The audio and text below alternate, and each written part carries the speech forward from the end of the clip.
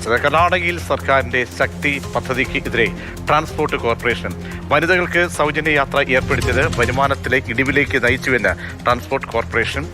K B ശ്രീധരനുണ്ട്. ശ്രീധരൻ നഗരം കുട്ടിഘോഷിച്ചു കൊണ്ടുവന്ന പദ്ധതി ആ നിലയിൽ ഇപ്പോൾ എന്താണ് ഈ സർക്കാരിന്റെ ശക്തി പദ്ധതിക്കെതിരെ ട്രാൻസ്പോർട്ട് കോർപ്പറേഷന്റെ ഭാഗത്തു നിന്നുള്ള എതിർപ്പ് വരുന്നത്? പ്രജിഷി, കർണാടക RTC വളരെയധികം ലാഭത്തിൽ പോയിരുന്ന ഒരു സംവിധാനമായിരുന്നു.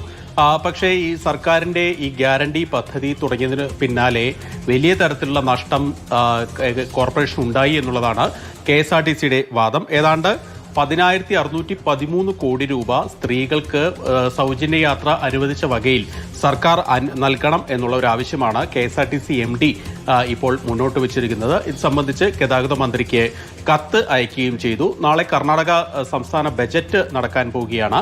അതിനു മുന്നോടിയായാണ് ഇത്രയും തുക ആവശ്യമുണ്ട്, കോർപ്പറേഷന്റെ പ്രവർത്തനം വളരെ ബുദ്ധിമുട്ടിലാണ് തുടങ്ങിയ കാര്യങ്ങൾ വിവരിച്ചുകൊണ്ടുള്ള ഒരു കത്ത് ഈ KSRTC MD അയക്കുന്നത്.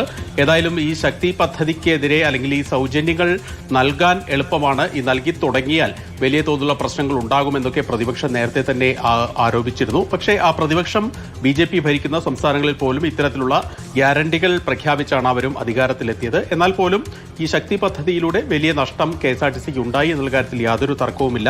KSRTC മാത്രമല്ല, മറ്റ് കോർപ്പറേഷനുകളും BMTSC ആവട്ടെ, അതുപോലെ തന്നെ നോർത്ത് വെസ്റ്റ് കർണാടക RTC ആവട്ടെ, എല്ലാ RTC റോഡ് ട്രാൻസ്പോർട്ട് കോർപ്പറേഷനുകളുടെയും വരുമാനത്തിൽ ഗണ്യമായിട്ടുള്ള കുറവ് ഉണ്ടായിട്ടുണ്ടെന്ന കാര്യത്തിൽ യാഥാർത്ഥ്യമാണ്.